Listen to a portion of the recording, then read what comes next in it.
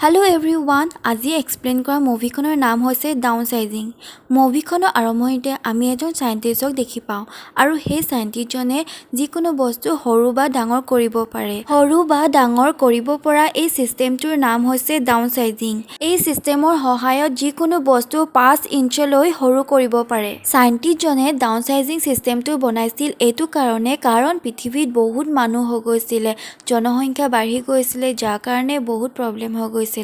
মানুহৰ থাকিবলৈ ঠাই নোহোৱা হৈ গৈছিলে। এই ডাউন চাইজিং চিষ্টেম ব্যৱহাৰ কৰিলে মানুহ একেবাৰে সৰু হৈ যায়, যাৰ কাৰণে অকণমান ঠাইতে বহুত মানুহ থাকিব পাৰে, যাৰ কাৰণে বহুত প্ৰব্লেমো সমস্যা নহয়। কিন্তু এই ডাউন চাইজিং চিষ্টেম ব্যৱহাৰ কৰিলে এটাই প্ৰব্লেম, যিজন ব্যক্তিৰ ওপৰতে এই চিষ্টেম ব্যৱহাৰ কৰে তেখেত কেতিয়াও আকৌ আগৰ নিচিনা ডাঙৰ হ'ব নোৱাৰে। যিসকল ব্যক্তিয়ে এতিয়া ডাউন চাইজিং প্ৰচেছ ব্যৱহাৰ কৰি সৰু হৈছে তেখেতসকলে নিজৰ লাইফটো ভালকৈ পাৰ কৰিছে আৰু তেখেতসকলৰ আহিবলগীয়া সন্তানো সেই তেখেতসকলৰ নিচিনাই সৰু হৈ থাকিব, আগৰ নিচিনা ডাঙৰ হ'ব নোৱাৰে। এতিয়া আমি এটা ফেমিলি দেখোঁ আৰু হাজবেণ্ডৰ নাম হৈছে পল আৰু তেখেতসকলৰ ফাইনেন্সিয়েল বহুত প্ৰব্লেম হৈ গৈছিলে আৰু এই চিষ্টেমৰ কথা গম পায় ভালদৰে, তথাপিতো তেওঁলোকে সাহস কৰিব পৰা নাছিলে যে এই চিষ্টেম ব্যৱহাৰ কৰি নিজে সৰু হৈ যাব। তেতিয়া তেওঁলোকক এখন পাৰ্টিলৈ ইনভাইট কৰিছিলে আৰু সেই পাৰ্টিত তেওঁলোকেও গৈছিলে। তেতিয়া দেখিছিল যে এহাল কাপিল যিয়ে এটা বক্সত আহিছিল আৰু তেওঁলোকে ডাউন চাইজিং প্ৰচেছ ব্যৱহাৰ কৰিছিলে। তেতিয়া পলে সেই ব্যক্তিজনক সকলোখিনি কথা সুধিছিলে যে এই প্ৰচেছ ব্যৱহাৰ কৰিলে কিবা প্ৰব্লেম হয় নেকি। তেতিয়া সেইজন ব্যক্তিয়ে সকলোখিনি কথা বুজাই দিছিল। তেতিয়া সেইজন ব্যক্তিয়ে কৈছিল যে মোৰ আগত বহুত প্ৰব্লেম হৈছিলে, টকা পইচাৰ প্ৰব্লেম, থকা খোৱাৰ সকলো প্ৰব্লেম, কিন্তু যেতিয়াৰ পৰা মই নিজে ডাউন চাইজিং চিষ্টেম ব্যৱহাৰ কৰিলোঁ তেতিয়া মোৰ আগত হোৱা সকলো সমস্যা একেবাৰে সমাধান হৈ গ'ল। তেতিয়া পলে ডিচাইড কৰে যে তেওঁলোকেও ডাউন চাইজিং প্ৰচেছ ব্যৱহাৰ কৰিব আৰু এই বিষয়ে ভালকৈ গম পাবৰ কাৰণে ডাউন চাইজিং অফিচ যায় আৰু তাত সকলোখিনি কথা বুজাই দিয়ে। লগতে তেওঁলোকক ডক্টৰে এইটো কথা কয় যে আৰ্টিফিচিয়েল কিবা বস্তু যদি শৰীৰত লাগি আছে তেনেহ'লে ৰিমুভ কৰি দিব, কাৰণ ৰিয়েল বডিৰ ওপৰতহে এই ডাউন চাইজিং চিষ্টেম ব্যৱহাৰ কৰিব পাৰিম। এতিয়া আমি দেখিবলৈ পাওঁ পলে এটা আৰ্টিফিচিয়েল দাঁত ব্যৱহাৰ কৰিছিলে, যাৰ কাৰণে এতিয়া সেই দাঁতটো ৰিমুভ কৰিছে।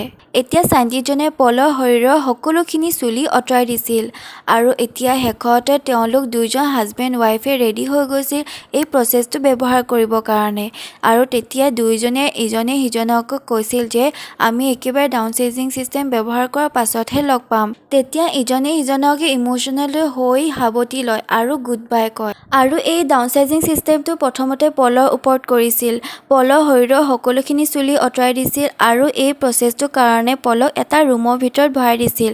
তেতিয়া চাইণ্টিষ্টজনে এটা বুটাম টিপিছিল, যাৰ কাৰণে পলৰ নিজৰ শৰীৰটো একেবাৰে ডাউন হৈ গৈছিলে, অৰ্থাৎ সৰু হৈ গৈছিলে। এতিয়া আমি দেখি পাওঁ পল এতিয়া একেবাৰে সৰু হৈ গ'ল আৰু তেতিয়া ডক্তৰ এগৰাকীয়ে পলক বিস্কুট দিয়ে আৰু পলে কয় মই বিস্কুট নাখাওঁ।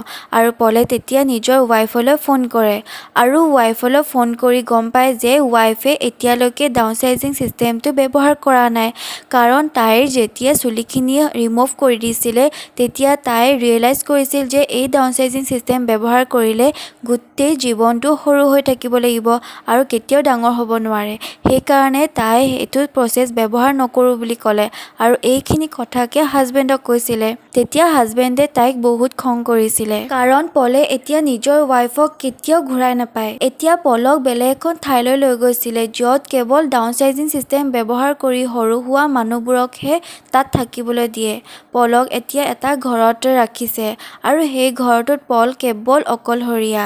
তেতিয়া পলে বহুত দুখ কৰিছিল আৰু অকলে সেইটো ৰুমতে থাকিছিল। নেক্সট মৰ্ণিং পলে দেখিছিল যে পল থকা সেই ৰুমটোত এজনী ছোৱালীও থাকে আৰু সেই ছোৱালীজনীয়ে ঘৰৰ সকলোখিনি কাম কৰি পলৰ কাৰণে খানাও বনায়। অৰ্থাৎ পলৰ লগত থকা এই ছোৱালীজনীৰ ঘৰৰ ফেমিলিও কোনো নাথাকে তাইৰ লগত, সেইকাৰণে তাইও অকলশৰীয়া আৰু পল যিহেতু অকলশৰীয়া সেইকাৰণে দুয়ো গৈছিল এতিয়া বেলেগ এখন ঠাইলৈ য'ত চাৰিওফালে পানী আৰু তেওঁলোকে দুয়োজনে ইজনে সিজনক ভাল পাব ধৰিছিল আৰু এনজয় কৰিছিল নিজৰ লাইফটো। তেতিয়া পলে এই চাইণ্টিষ্টজনকো লগ পাইছিল যিয়ে এই ডাউন চাইজিং চিষ্টেমটো বনাইছিল আৰু তেখেতে নিজৰ ওপৰতো এক্সপেৰিমেণ্ট কৰি তেখেতেও এতিয়া সৰু হৈ গ'ল।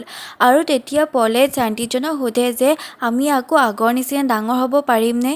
তেতিয়া চাইণ্টিষ্টজনে পলক কয় যে মই বহুত চেষ্টা কৰি এই প্ৰচেছটো বনাইছিলোঁ, কিন্তু আকৌ এই সৰুৰ পৰা ডাঙৰলৈ হোৱা এই প্ৰচেছটো বনাবলৈ মোক বহুত সময় লাগিব। কিন্তু এতিয়া এই সমস্যাৰ সমাধান মোৰ ওচৰত নাই। এইখিনি কথা শুনাৰ পিছত পলৰ অলপমান দুখ লাগে আৰু পলৰ লগত যিহেতু এতিয়া লাইফ পাৰ্টনাৰ আছেই, সেইকাৰণে তেওঁলোকে গোটেই জীৱনটো ধুনীয়াকৈ পাৰ কৰে। আৰু ইয়াতে মুভিখন শেষ হয়। মুভিখন চাই কেনে পালে আপোনালোকে কমেণ্টত জনাব।